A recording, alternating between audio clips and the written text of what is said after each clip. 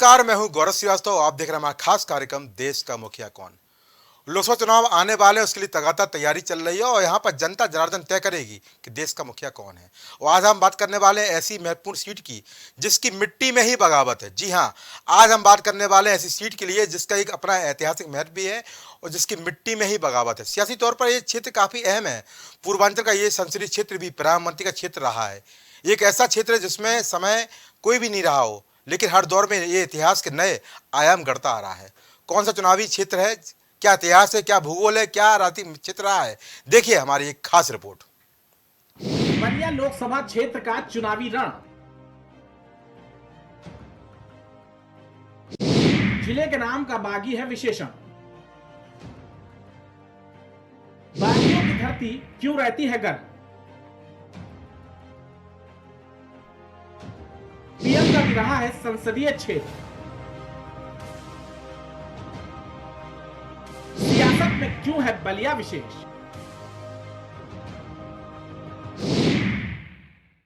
गंगा और सरयू के संगम पर स्थित मैं बलिया हूं। मैं प्राचीन हूं, प्रसिद्ध भी हूं। देश के कई महान संत और साधु जैसे जमदग्नि, वाल्मीकि, भृगु, द्वारसा आदि के आश्रम मेरे यहाँ थे। प्राचीन काल में मैं कोसल साम्राज्य का एक भाग था। मैं भी कुछ समय के लिए बौद्ध प्रभाव में आया था। पहले मैं गाजीपुर जिले का एक हिस्सा था, लेकिन बाद में मुझे जिला बना दिया गया। मैं राजा बलि की धरती मानी जाती हूँ। उन्हीं के नाम पर मेरा नाम बलिया पड़ा। मेरे नाम की उत्पत्ति के पीछे दो और कहानियां हैं। सबसे पहले यह माना जाता है कि बलिया का नाम मशहूर संत वाल्मीकि के नाम से लिया गया है। मानता है कि रामायण के लेखक वाल्मीकि इसी शहर में रहते थे। दूसरी कहानी के मुताबिक मिट्टी की गुणवत्ता के कारण शहर को बलिया के रूप का नाम दिया गया। बलिया में एक रेतीली मिट्टी होती है और इस प्रकार की मिट्टी को बल्लुआ के रूप में जाना जाता है। यह भी माना जाता है कि इस शहर को शुरू में बालियान कहा जाता था और फिर बलिया के रूप में बदल दिया गया था।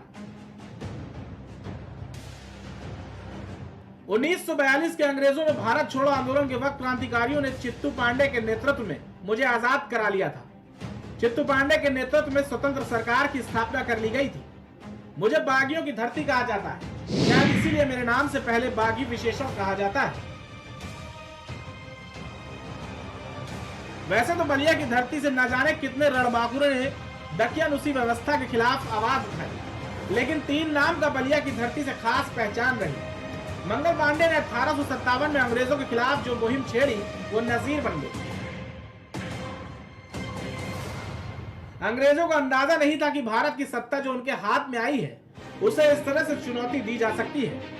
उन्होंने सिर्फ अंग्रेजी दास्ता के खिलाफ अगुवाई नहीं की, बल्कि वो सांप्रदायिक सद्भावना के भी अगुवा थे। ये बात सच है कि 1857 का आंदोलन कामयाब नहीं, लेकिन भारतीयों को यह भरोसा हो गया कि असंभव कुछ भी नहीं है। मेरे चुनावी इतिहास की बात करें तो मेरी लोकसभा सीट पर पहला चुनाव 1952 में हुआ। पहले ही चुनाव में कांग्रेस की प्रचंड लहर के बावजूद बागी बलिया में उसे हार का सामना करना पड़ा। पहले चुनाव में मेरे यहाँ बीएसपी के राम नगीना ने जीत हासिल की। 1957 में हुए दूसरे लोकसभा चुनाव में मेरे यहाँ कांग्रेस का खाता खुला और राधा मोहन सिंह सांसद चुने गए। 1962 के चुनाव में मेरे यहाँ कांग्रेस को फिर हार का सामना करना पड़ा। इस बार कम्युनिस्ट पार्टी से सरजू पांडे सांसद चुने गए। 1967 और 1971 में लगातार दो बार मेरे मतदाताओं ने कांग्रेस पर भरोसा करते हुए चंद्रिका प्रसाद को देश की सबसे बड़ी पंचायत का सदस्य बनाया। 1977 में बलिया की राजनीति में चंद्रशेखर का पदार्पण हुआ। पहली बार वो भारतीय लोकदल के टिकट से सांसद चुने गए। 1980 में जब जनता लहर थी तो चंद्रशेखर जनता पार्टी से चुनाव लड़े और लोकसभा पहुंचे, लेकिन 1984 में जब इंदिरा गांधी की सहानुभूति लहर थी उसमें चंद्रशेखर को हार का सामना करना पड़ा।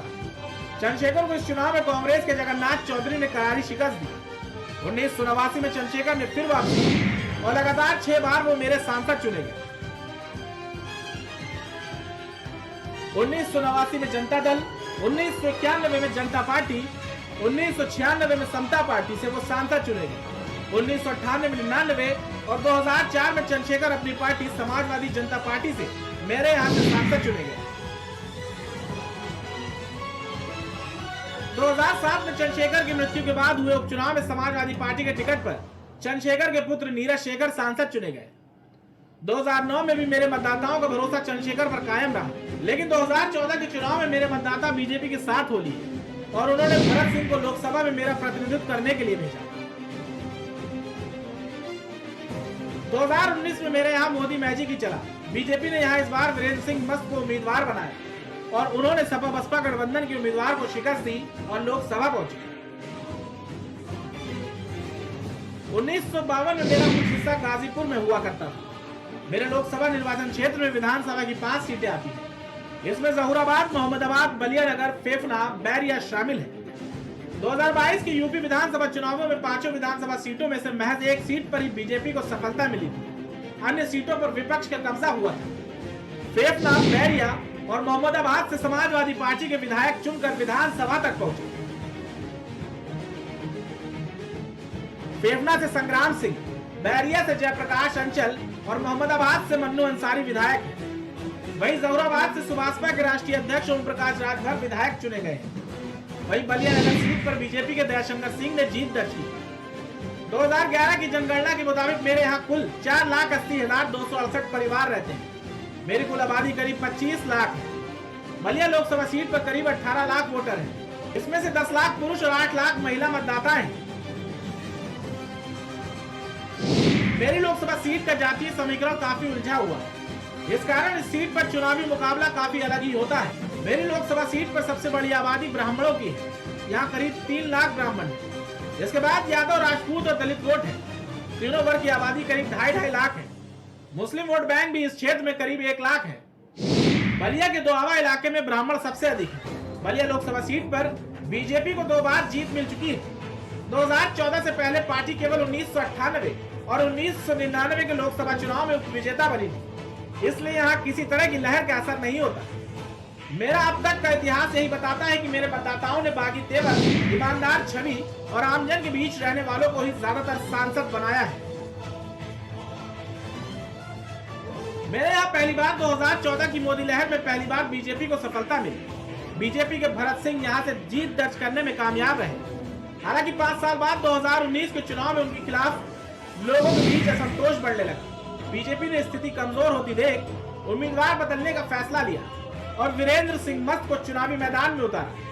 वीरेंद्र सिंह मस्त को बलिया में जननेता के तौर पर पहचान मिली। बीजेपी को इसका फायदा मिला।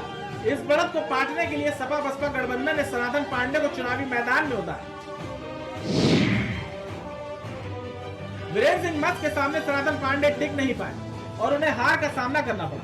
2019 के चुनाव में बीजेपी उम्मीदवार वीरेंद्र सिंह मस्त को 4,69,114 वोट मिले, जबकि सपा बसपा गठबंधन के उम्मीदवार सनातन पांडे को 4,53,595 वोट हासिल हुए।